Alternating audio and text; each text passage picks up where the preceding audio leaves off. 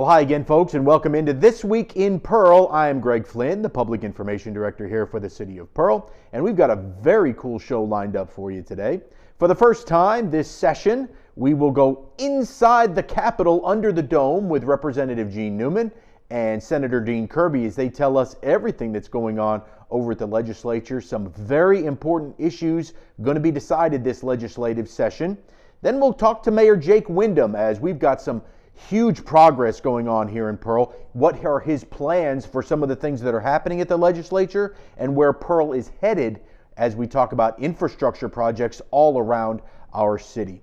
We'll also tell you about some city events that are up and coming, plus ways that you can stay connected here with the city. All that and more coming up on This Week in Pearl.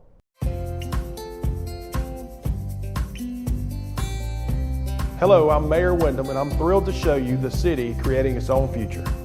Pearl is located in Rankin County, the fastest growing county in Mississippi, and there's no question why.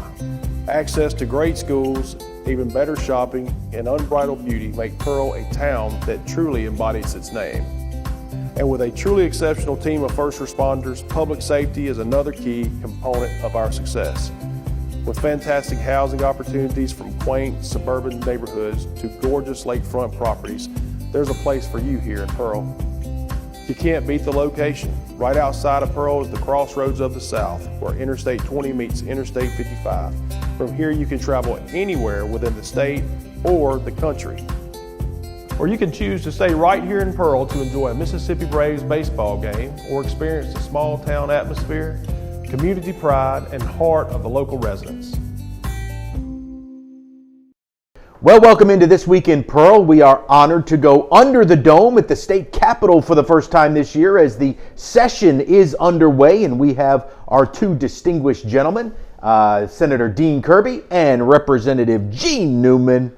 Man, you guys look spry as young chickens here in the early going of the session. How is it going, Dean? First to you. Wow. We hit the ground running. We hit the ground wide open the first day, having meetings, passing bills, doing everything. It's unbelievable. But we know we have a lot to do this year. It's an unusual year, let's put it that way, with all the money that we're receiving from the federal government plus the excess that we actually have. So we've got a lot of work to do.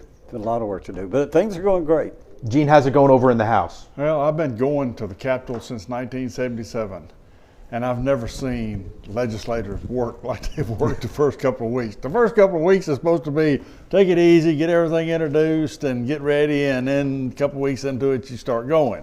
No, we just like the Pro Tem said, we stepped out of the gate and we hit it going. Senator, I know one of the big things you worked in the off season for you all was the redistricting. Yes. And that was one of the great big piles that you got off of your plate really, really quick as you got in session. Well, partially. Let's put it that way. Yes, we did. We had 9 meetings during the off season, I guess you could call it, and all over the state. And we advertised those. We had them on YouTube, the whole deal. And we had a lot of people attend those meetings, and we took a lot of input and appreciate the people attending. From North Mississippi all the way to the coast, and they were good meetings. The people that were dissatisfied mostly, believe it or not, were not dissatisfied about their congressional or even their legislative. They were dissatisfied about their alderman's district, and they were dissatisfied about their supervisor district, and we told them we're not doing that, and they said, well, we want to talk about it anyway. So we listened, even though we don't do that. And so anyway, yes, we had a lot of meetings, had a lot of good input. We considered everything that was said. We even had people send in their drawings of congressional and the whole deal. But you have a lot of federal guidelines that you got to go by, and we went by those. And I think we ended up with a very fair and legal, really, map. And even though we had some people vote against it, but the problem was that the state lost over 65,000 people out of the Delta area. Well, I mean, they're very limited. When you talk about the Delta, you're talking about from DeSoto County all the way down past Natchez, and they can't go west to be in another state. They have to cross the river.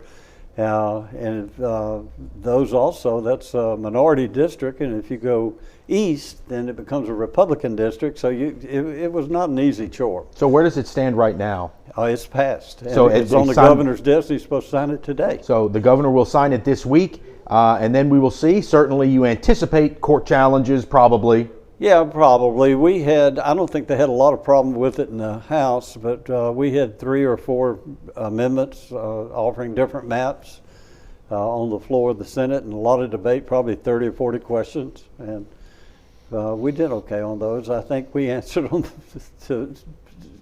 we were very prepared, let's put it that way. Well, we will see if that... And I think the 3rd Congressional District, even though I don't think any of the congressmen got everything they wanted, but I believe that Michael Guest is very happy and pleased with what he ended up with. Well, certainly, if this one holds up, he won't have to be taking any kind of long car rides from Natchez all the way to Starkville.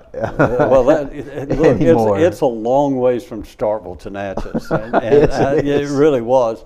And of course, that's what Congressman Thompson's fussing about now from his district going all the way down, on the side of the state. Right. I think we only added 42 miles to his district, but he didn't like that, and he wanted to try to make it a little more compact if he could.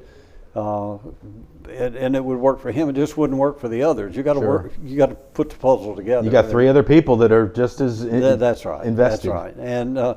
And now we're of course working on the legislative. I'm vice chairman of the Joint Committee, and Representative Beckett is the chairman, and I'm the vice chairman. And then he does the House, and I do the Senate. So that's our next step, and that's a very tough puzzle to put together. Again, because of the fact that we lost 65,000 people. And of course, the state only lost 6,000. Now, if everyone had sent their census in, we probably would have gained 6,000. As the supervisor told me, congratulations. I said, about what? And he said, on the census. And I asked him, what are you talking about? And he said, we now have more meters on homes and people paying electric bills than we have people. In other words, they didn't send in their forms. No, that's exactly right. They'll figure out a way. Somehow technology is going to catch up, and when we do the census again in 10 years, that there's got to be a better way, than having people mail this stuff back in. We're just growing so fast in Rankin County. It is. It's unbelievable. There's 3 parts of the state that are really growing, and of course Jackson has lost, but in Hinds County, but DeSoto County, Rankin, mainly Rankin, of course Madison has grown a little bit. They've lost in the northern part of the Madison County and gained in the southern part of Madison. But anyway, DeSoto, Rankin, and Harrison, the coast is growing really fast. Those are the 3 hot spots. Hey, you're pretty popular over there, Representative Newman, with the teachers right now, because the teacher pay raise looks like it is moving its way through, and I know that was one of the big priorities that you all had. That's correct. We both the House and the Senate Education Committees worked real hard on coming up with plans. I think the House's plan is more devoted toward new teachers, trying to get new teachers, in other words, getting people interested in going to school to be teachers. So we put more money at the bottom end for starting pay, and I think Chairman DeBar over in the Senate did more along the lines of trying to raise existing teachers. So more of their pay is increase is toward existing teachers with a good bit of seniority. What I hope we wind up doing is taking the best out of both of them and putting them together and doing the best that we can do for the teachers. That's what I hope we wind up. But it's like making sausage. You don't want to see it. You don't want to see it, but it is promising. No matter which bill is coming out, they both look very promising. It's just getting meet in the middle, and let's just get a solid piece of legislation together. And I have no doubt that we'll do that. Like I say, ours probably gives it to them a little quicker. And then and ours also has in it every 5 years we have to look at it again. So we'll be giving them raises each year, but every 5 years we'll look at to see if if that's enough. So yeah, I think when they get together, like making sausage, end result will be good. Well, let's talk about some ugliness, some sausage making that has really been crazy, and that is medical marijuana. This is one of these topics that, you know, in the grand scheme of things, it affects a very small amount of our population, but it has dominated the headlines because you have a very vocal minority that is pushing this. And at some point, you all, it appears, are going to come to a resolution, perhaps this session. I have no doubts about that. The people have spoken. They said they want medical marijuana, the bill that we have, and I'm sure theirs as well. Do y'all have? We don't have a bill. We're strictly on your bill. Our bill, there are a lot of people not going to like it, and I'm going to tell you why. It is medical marijuana. Not recreation, not meant for recreation at all. Not at all. As a matter of fact, it's very, very strict. Not just on the growers and the processors and the retail sales. I mean, you have to go to 2 doctors. You have to, they have to recommend it to a board, and the board looks at each one and they see if the doctor's recommendation's in order and if the amount that he's giving is in order. And every 6 months you got to go back and do it again. It's a very, very strict medical marijuana bill, and it's a good bill. It's a good bill, and I'm pleased with what I've seen of it so far. Gene, you're a long time friends of law enforcement, and they have some real concerns about the initial bill when it was going to come out, the initial law, how it was going to be administered. Are you confident that what the Senate is putting together now is a little bit, would allay some of those fears? Right. So, Chairman Blackwell and Chairman Yancey on the House side, they've worked on this. They worked on it all summer long. They worked on it all fall, and they've worked on it. They're still working on it. But they listened. They met with Sheriff Bailey, and they met with Sheriff Tucker up in Madison County and the Sheriff's Association, and they listened to them. They've listened to the DA's Association, and the concerns that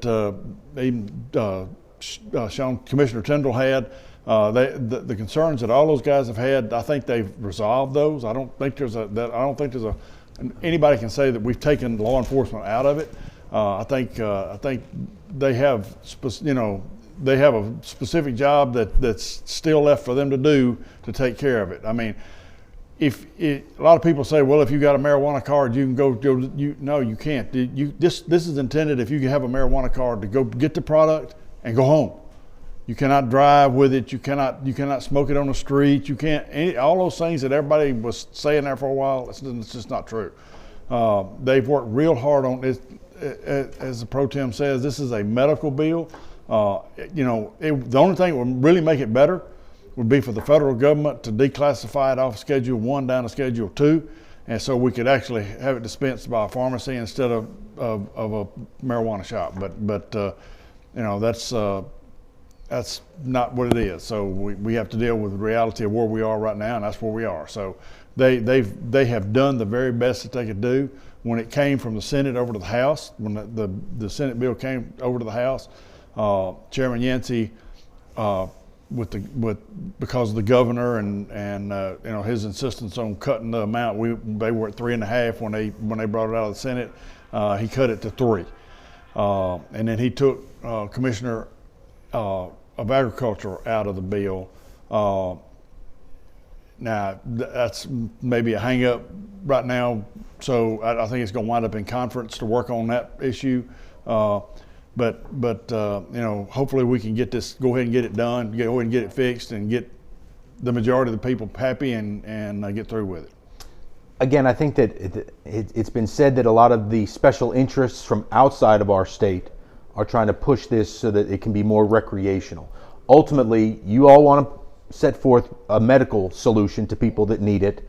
If it ever does become a recreational bill, as you said, it would have to be at the federal level to make the penalties less. You change the classification of marijuana, and it would be up to them. And then we'll address, down the line, how it would be instituted more recreationally here in this state. Is that fair? That's fair. And again, Representative Newman and I both agree that, like over 70% of the people in Rankin County said we want medical marijuana. So that's what we're doing. We didn't vote for recreational. We voted for not. medical That's correct. marijuana. And when you talk to folks, their issue is that, I mean, the majority of the folks in my district that I've talked to, like over at the Senior Citizen Center over here, their concern is not for anybody to feel good, but for it to help people. And specifically, you know, all folks know people who suffer from cancer, who have seizures, who have different issues. And while the science is not clear as to whether or not it helps, people perceive it to help. And if it can help somebody, we want to do that. And you know, one of the things that this bill does is require a whole lot of research.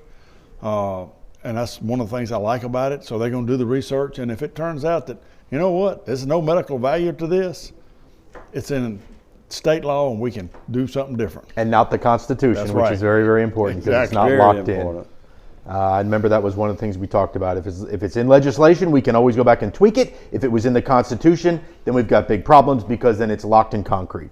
Much more difficult. Absolutely. Final topic I want to hit with you, gentlemen, and I don't know if this is going to get taken care of this session.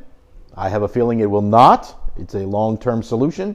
The state income tax, the elimination thereof, the state income tax. When we talked to the governor a couple of weeks ago, he said that's one of his top priorities is the elimination of the state income tax. Where do you think we stand on that? We're disagreeing on the numbers as to what the House has passed. But now there's no doubt, and the Lieutenant Governor's made it very clear, that we want a tax reform, that any way we can reduce taxes we want. And just as the Governor said, we would love to eliminate the state income tax if there's no other tax increase. Unfortunately, we haven't found that solution yet. But now let me say this. We have, first off, the Lieutenant Governor is a tax attorney, and he understands taxes. He has gotten people involved looking at the numbers that aren't in politics and could care less who is the governor, lieutenant governor, or their senator or representative, and looking at the numbers. And he wants to make sure, because he doesn't think the numbers work. So we want to make sure the numbers work. But I do think there'll be some type, I don't know if it'll be income tax. It might be partial income tax. I don't know. But we're having a meeting on that today, as a matter of fact, and not a called meeting. I'm just talking about a meeting of some people looking at it and making sure. We're certainly not opposed to doing away with income tax in the Senate. I mean, that's great, but we don't want to bankrupt the state while we're doing it. And we all know that the influx of federal money that we've had is not going to last forever. And I've been through the times where we had to have cuts in state agencies, and a 10% cut once and 5%, I think, twice, because we didn't have enough money to pay our employees. And this state operates not like the federal government. We operate where we have to balance our budget every year.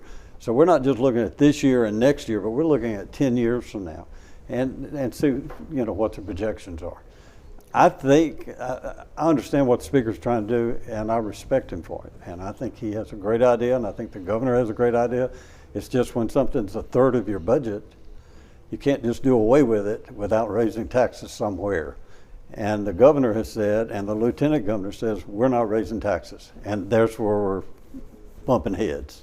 Gene, and that's kind of I don't want to call it a stalemate, but there is a happy medium that you have to find a way to replenish what you're going to reduce, right? Right. Well, let me say this. We for us in the House, cutting income tax is a good idea. It helps the majority of the people in the state of Mississippi.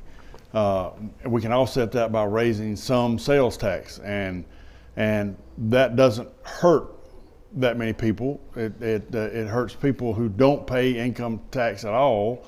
But when you add in the grocery tax cut, and that hopefully that offsets the retirees, whatever they might extra have to pay. But here's the thing about it, and I've said this before. We have a great idea, and we passed it, and we sent it over, and now it's dumped on Chairman Harkin's shoulders, and he's got to come up with a way to solve that dilemma. That's the best way to say it.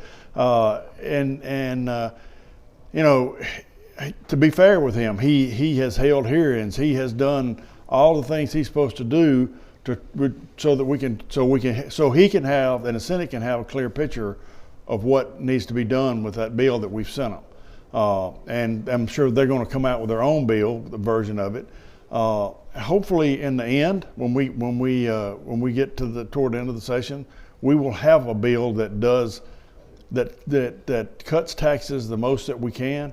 You know, and as much as I want to do this, I want to do it the right way because, you know, 2 years ago, when we first got into this pandemic, if you remember correctly, we had to cut state budget severely because we didn't have the money to do all the things that we had already budgeted for. Mm-hmm. So, you know, what we don't want to do is to get out here 2 years from now, 3 years from now and say, uh-oh, you know, this is not working like Kansas did.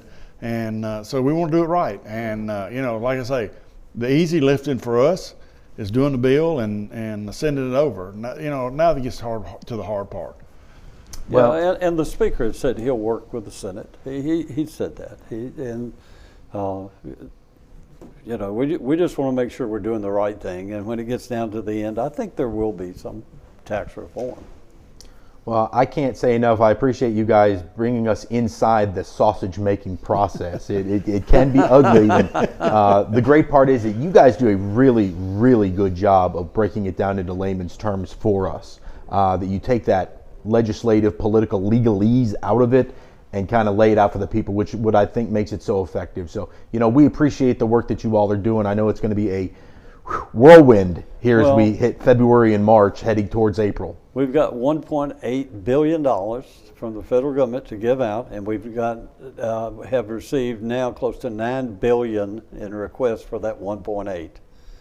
So we've got to break down by classification each one, whether it be rural water, city wastewater, broadband, tourism or whatever. We got to break them down by class. Then we got to take each of these, every city in the state and county and everything else, and put based on needs first and want second by classification until we spend that $1.9 billion. Well, Pearl has some great applications out there.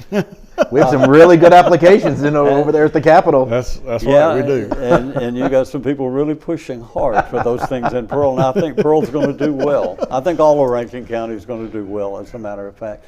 And the one thing I think one thing that everyone has agreed on, I think, is our new Highway Patrol headquarters. Finally, The only thing we haven't agreed on is, do we bond it? Or do we take out a capital expense fund and just pay it? That's 15 years in the making, and I can't wait as we talk through that as we get closer to the end of the session. This time, everyone, I think, has agreed. Oh, that's so exciting here for the city of Pearl. I told Appropriations Chairman the other day that, you know, he could spend that money any way he wanted to as long as Rankin County got our Baptist share.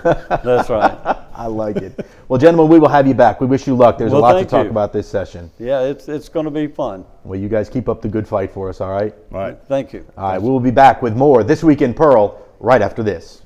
Come find your taste buds at the Lost Cajun. Chef Charles is cooking everything to order. Cajun classics like gumbo, jambalaya, and red beans and rice. Pick your po' boy, shrimp, oyster, roast beef, or maybe gator.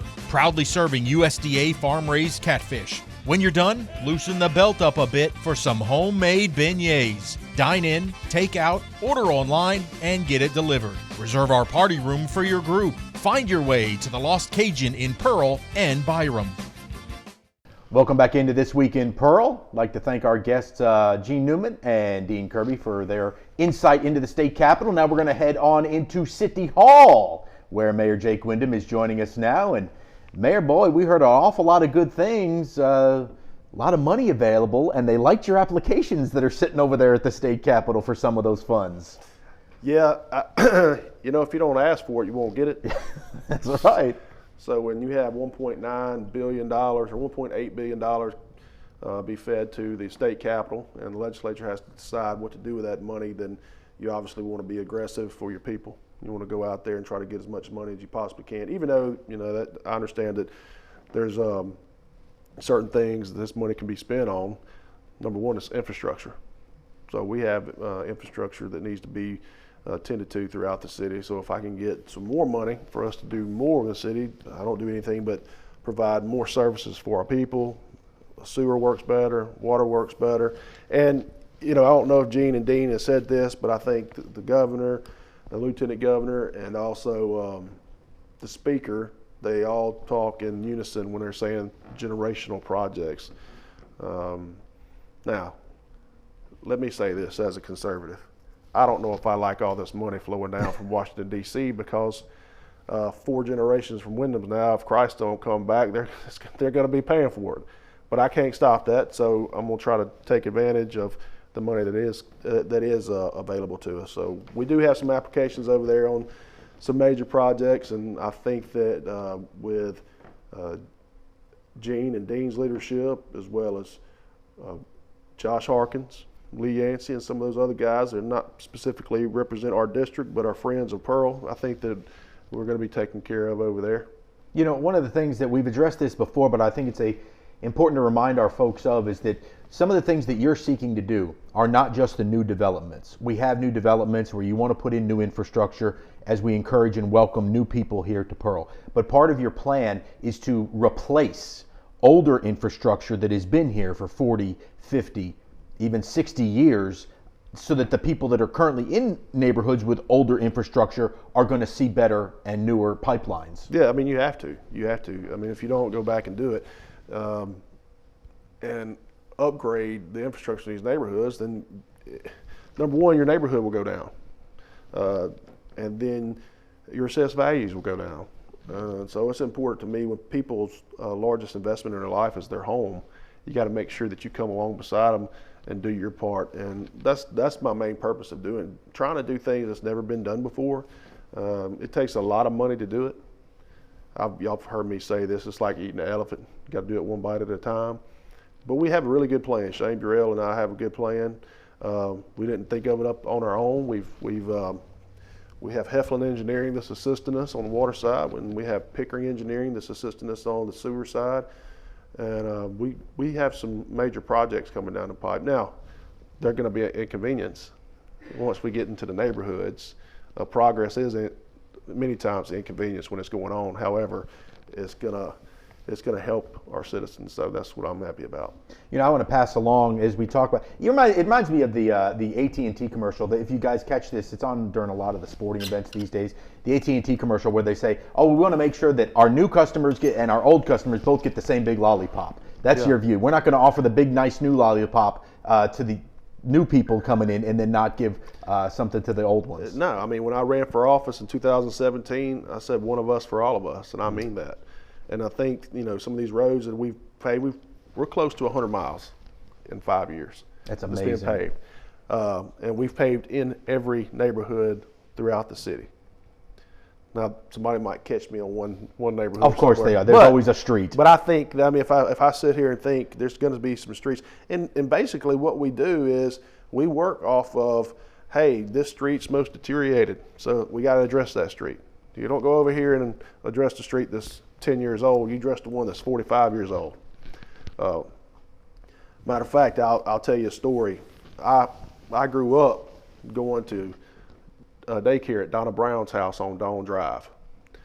And anyway, she and I were talking on the phone. She was my mom's best friend, so we keep up from time to time. We'll talk. And she said a road was paved. And I said, or I asked her at that time, I said, how long has it been since your road's been paved? She said, well, it's never been paved since I've lived at this house. And I said, when did you move into this house? She said, July 1971. Oh my. So, wow. 50 years. Wow. So it was heartfelt. I don't want to sound braggadocious. That's not what I'm trying to mean, but it was heartfelt to know that you were able to get something done for a citizen that needed to be done, So after 50 years, that's what I take. Crazy. That's gratifying for me to see our people happy and building pride, and they know that we're trying to do the right things to take care of our city. That's what you want. We fail, but again, on different issues, we'll fail at times, but then we try to respond in a positive way and come back and make things right. I'm one man, and I got a good team. I'll say this, and it might be upset the apple cart, but I think I've got the best team in the history of this city as far as department heads and how we operate. And I owe that all to them. And they take the citizens' needs very seriously. Very much so. And one of the things that we learned this week when you talked about the paving, there is forethought that goes into all this thinking. So next up, the big paving projects, you're going to move over towards Riverwind and Childry Road. You guys did not do that because of the holiday shopping season. You didn't want to upset with all that traffic in there, which we saw a tremendous amount of traffic, great sales over the holiday season. So now, as soon as the weather warms up a little bit, weather gets more conducive, you'll see the paving going on over in our big west side shopping district. Right, yeah, on Riverwind, definitely. When you calculate asphalt, it's in square yards, so it takes a lot of money to pave that road. And then we're going to go over to the other side by Ruby Tuesdays and pave over there as well. Now there's a development that's going on. They got to put their second course of asphalt on. So we'll stop right there at Phillips on the other side of Phillips, but then we'll pave the whole other side of Riverwind West all the way to Childry. And then obviously you got to see where your money is. I mean, with some of your big roads that we're paving, we're going to pave Country Place Parkway. There's a tremendous amount of traffic that goes through there between Hines students and Pearl High School students, and we have reoccurring potholes over there. We have some base failures that we're going to address, and it's going to be nice to have those roads taken care of. Well, we've got some great things, coming up. One of the things we learned in listening to our community development is the new homes, the new rooftops that are coming up here. Just a quick example of it, you've got Patrick Farms adding somewhere around 30 homes. You've got Skyway Hills area that's adding about 24 homes.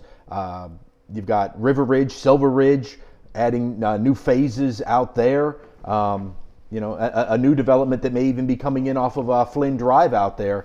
That's going to be another huge new subdivision. So not only are we getting more revenue in there because more people are going to be moving in, but man, just great to see our population that's going to be growing as well. Yeah, it is. I'm thinking that, and I've said this before on the show, that it's over 1,000 homes over the next 3 years, and then we have some more over off of Henderson that's being developed. There's houses being developed all over the city, on the south part, north part, and then what we're trying to do is seek out people to get them hooked up with land developers and try to even do more in aspects of some more housing. So what my idea is, when you're a young couple, you get a smaller house, you grow a family, then you go to the next house, your income grows. You want to be able to make sure that we match our families. Once they say they want to buy a larger house, you want to be able to retain those people within your city. You don't want them to go somewhere else. Right. So I think Pearl has a large amount of starter homes. We have some medium-sized homes, and now we're working on larger homes. And I think if we can offer that, then it's a better quality of life. We retain the people. They don't want to move, and we can offer the housing that's needed. You want to talk about some great quality of life, and we are so excited about this. I know that you are going to be jumping for joy. I know that you don't like people to see you jump around, but you will be, as our baseball and softball fields are ready to go. We have registration is ongoing. People have until this coming Monday to get signed up for baseball and softball. Historic time for you to be able to be a part of this, to be part of the brand new fields for the first time ever. And you are super excited about it. I am super excited about it. And, if you go up there, just drive up there and just make the loop in the parking lot. It's such a nice complex. It's really nice, and I'm very happy with it. And I think that our citizens are going to be happy with it. Our kids are going to be happy with it. I'll say this, every time we ride by there, of course, I ride by, I'll have my kids in the truck, have my wife Kristen in there, and I'll just ride through, and like, my dad, why don't we always ride through here all the time? And I was like, son, when you see something culminate and you see something that's good and it's happening, and he finally said, Staten said, are these my baseball fields? Yes, I said, sure, baby. Yeah, they're your fields. But it's all of our citizens' fields, and there's going to be a lot of good times and a lot of memories made there and on that nice complex. And it's just something, again, for us to be proud of. I think that having high expectations for ourselves and for our city, that's where we need to be. We need to be motivated to do that. We don't want to be in a situation to be mediocre or settle. I've never been that person to think like that. So we're going to continue to think big, but we're also going to continue to think budget. I mean, things can get better as we go, line upon line, precept upon precept, but there's a right way to do it. You have a budget, you build some things, construct. Everything wasn't built in a day, and that's the way we're looking at our approach to it. It is looking really, really good. More details to come about the official grand opening of those ball fields, but again, get in by this Monday. This Monday was the deadline to sign up for baseball and softball. We are filling up quick. There's not really a cap, but right now is a lot of great interest in these kids and the parents wanting to be playing on these fields, and we need coaches. Need coaches at all levels. Trust me, if you don't think you can coach, you can, right? Yeah, you can. The little kids just want somebody out there to help guide them, right? That's exactly right.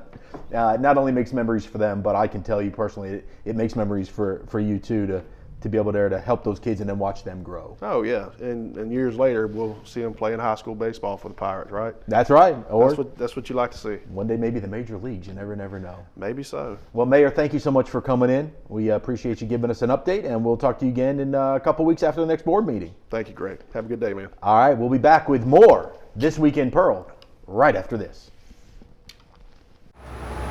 I'm Officer Kyle Carmerdale. And I'm Officer Alfred Jenkins, School Resource Officer with the Pearl Police Department, and our job is to protect students. Here in Pearl, we have zero tolerance for drivers that break school bus laws. There are 4 things to know.